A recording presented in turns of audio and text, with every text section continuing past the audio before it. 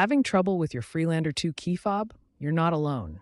Most issues stem from three main causes: battery problems, a faulty proximity antenna, or software glitches. Let's address each one for a quick fix. First, the most common culprit is a dead or weak CR2032 battery inside the fob.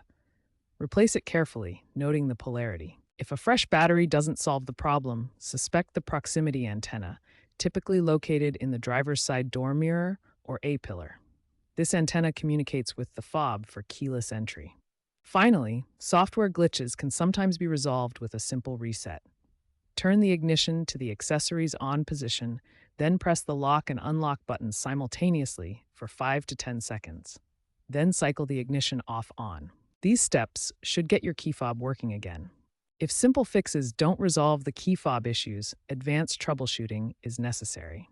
For antenna problems, inspect connections and think about replacing the antenna, which is easily available from online stores.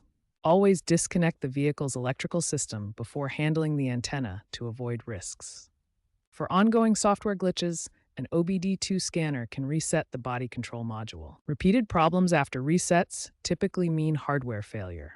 While DIY repairs are possible, intricate electrical tasks may endanger airbag or security systems. A 2025 survey shows 45% of Freelander 2 owners faced key fob problems in the first 5 years, mainly due to batteries. RepairPal data indicates a 25% success rate for DIY fob resets, showing it's accessible for enthusiasts. If you're not confident with electrical repairs, get professional assistance to properly diagnose and fix the system.